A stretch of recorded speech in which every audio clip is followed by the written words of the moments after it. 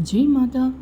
ചരണം ശരണം രമാംബികേ, ചരണം ശരണം ത്രയംബകേ. ഭാരതീയ സനാതന സങ്കല്പത്തിൽ മാതാവും പിതാവും ഗുരുവും ഈശ്വരന് തുല്യരാണ്.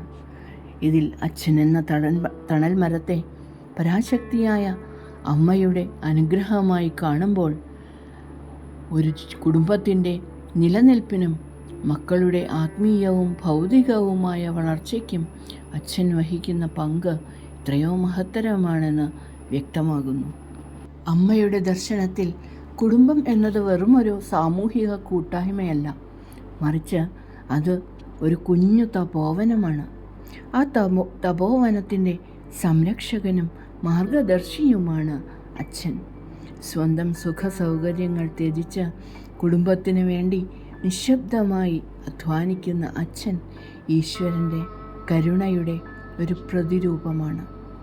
കുട്ടികളെ സന്മാർഗത്തിൽ നയിക്കാനും അവരിൽ ഉത്തമ ഗുണങ്ങൾ വളർത്താനും അച്ഛൻ നടത്തുന്ന ത്യാഗങ്ങൾ പരാശക്തിയുടെ അനുഗ്രഹമായി വേണം കരുതാൻ. ഭയമില്ലാതെ മുന്നോട്ടു പോകാനും പ്രതിസന്ധികളിൽ തളരാതിരിക്കാനും ഉള്ള ഊർജമാണ് അച്ഛൻ എന്ന സാന്നിധ്യം. അമ്മയുടെ ജീവിതത്തിൽ അമ്മയുടെ അച്ഛന് ഒരു വലിയ സ്ഥാനമാണ് അമ്മ നൽകിയത്. മകളായി എല്ലാ കടമകളും അച്ഛനു വേണ്ടി ചെയ്തിട്ടും അമ്മയെ പരാശക്തിയായി ജീവിതകാലം മുഴുവൻ കണ്ടയാളാണ് അമ്മയുടെ അച്ഛൻ. അമ്മയുടെ ഇച്ഛകൾ പരാശക്തിയുടെ ഇച്ഛകളായി കാണുന്ന ആളായിരുന്നു അമ്മയുടെ അച്ഛനായ ഗോപാലകൃഷ്ണ ഷേനായി.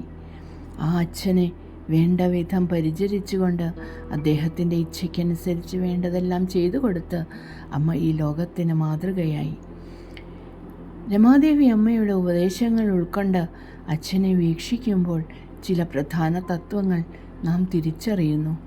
ഇതാണ് ഒരച്ഛനുണ്ടായിരിക്കേണ്ട ഗുണങ്ങൾ എന്നുകൂടി ഇതിൽ അർത്ഥമാക്കുന്നുണ്ട്. ഒരച്ഛൻ്റെ ധർമ്മം എന്തെന്നു കൂടി എന്താണെന്ന് നാം മനസ്സിലാക്കേണ്ടതുണ്ട്. അച്ഛനോട് കുട്ടികൾക്ക് സ്നേഹവും കൃതജ്ഞതയും തോന്നണം എന്നുണ്ടെങ്കിൽ അദ്ദേഹം അമ്മയുടെ ആ തത്വങ്ങൾ ഉൾക്കൊണ്ട് ജീവിക്കുന്ന ആളാവണം. ഒന്നാമത്തേത് ത്യാഗവും കടമയും.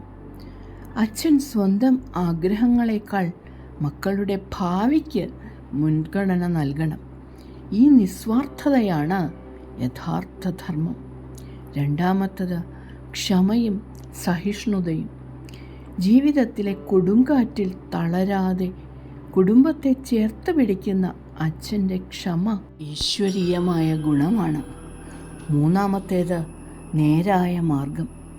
സത്യസന്ധതയോടെയും ധർമ്മബോധത്തോടെയും ജീവിക്കാൻ അച്ഛൻ സ്വന്തം ജീവിതത്തിലൂടെ മക്കളെ പഠിപ്പിക്കുന്നു. ഇന്ന് അച്ഛൻ എന്ന സ്ഥാനത്തിന് അർഹരായവർ ഈ ഗുണങ്ങളുണ്ടോ എന്ന് ആത്മപരിശോധന ചെയ്യുന്നത് നല്ലതാണ്.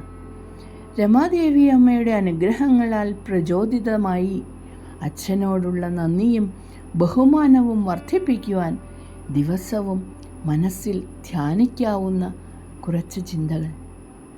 എൻ്റെ അച്ഛൻ എനിക്ക് ഈശ്വരൻ നൽകിയ ഏറ്റവും വലിയ അനുഗ്രഹവും സംരക്ഷണവുമാണ്.